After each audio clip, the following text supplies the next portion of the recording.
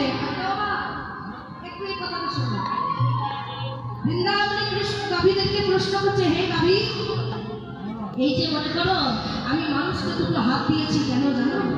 কারণ মানুষ যেন এই হাত দিয়ে তাদের জীবন রক্ষা করতে পারে।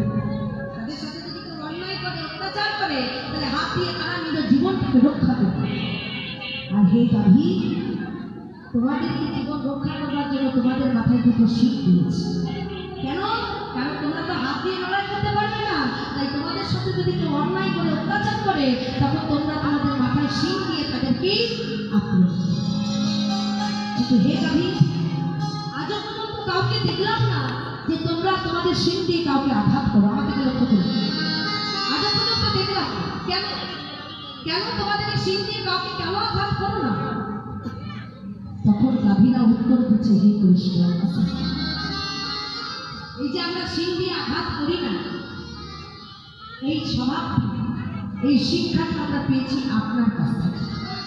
বলছে কেন? কৃষ্ণ বলছে কেন, কি শিক্ষা? হে কৃষ্ণ, আপনার কি মনে আছে যেদিন আপনি বাল্যলীলা করছিলেন?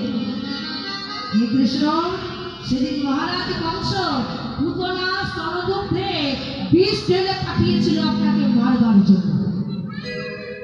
পুতনা স্তনদুগ্ধে বিষ মিটিয়ে পাঠিয়েছিল যাতে ওই বিষ দুগ্ধকে আপনি মরে যান। আর আপনি কি করেছিলেন? আপনি পুতনা স্তনদুগ্ধ থেকে বিষ দুগ্ধ পান করে আপনি বলেছিলেন, হে পুতনা, এই যে তুমি আমাকে আজকে দুগ্ধ পান করালে, তাতে বিষই খাওয়া আর অমৃতই খাওয়া, তোমার দুগ্ধ যখন একবার আমার মুখে গেছে, আজ থেকে তুমিও আমার একজন মা। তাতে বিষ দুগ্ধই খাই আর অমৃত দুগ্ধই খাই। হে কৃষ্ণ, তুমি পুতনার বিষ দুগ্ধ পান করে তাকে মা বলে ডেকেছিলে, আর এই জগতে এমন কোনো ছেলে মেয়েরা নাই যে আমাদের স্তনদুগ্ধ তার মুখে যায়। গাভীরা বলছে যে জগতে এমন কেউ নেই, এমন কোনো ছেলে মেয়ে নেই যে এই গাভীদের স্তনদুগ্ধ কোনো ছেলে মেয়ের মুখে যায়নি। তাহলে হে কৃষ্ণ, এই যারা আমাদের সাথে অন্যায় করছে, অত্যাচার করছে, যারা আমাকে লাঠি দিয়ে মারে, তারা আমাকে মা মানে কষ্ট করে। আমি তো জানি যে একদিন আমার দুগ্ধ তার মুখে পৌঁছেছে, আর একবার যখন আমার দুগ্ধ তার মুখে গেছে, তখন সে আমাকে মা মানুক চাই না মানুক, আমি জানি ওরা আমারই সন্তান। তারা যখনই আমার সন্তান, আমি আমার সন্তানদেরকে কি করে আমার শিং দিয়ে আঘাত করি?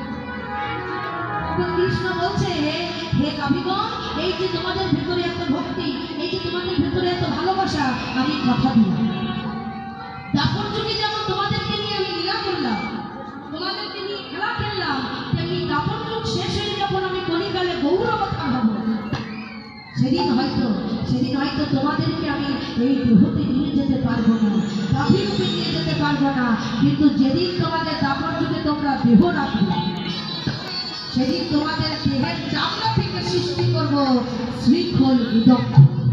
এটা আপনি বলতে পারছেন, এই খোলের কারিটি শুধু মাটি, আর তাছাড়া পুরো অংশটাই হচ্ছে চামড়া দিয়ে। কিসের চামড়া? গাভীর চামড়া।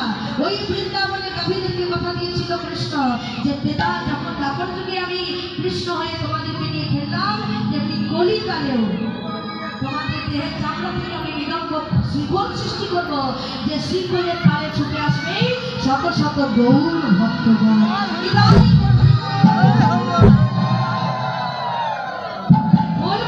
ছুটে আসে শত শত গৌর ভক্তগণ কৃষ্ণ।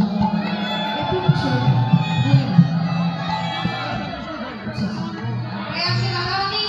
সখীদের কাছে তার বিরহের কথা বলছি, আর এমন সময় গবাক্ষ দাম দিয়ে তুলসী চলে যাচ্ছে।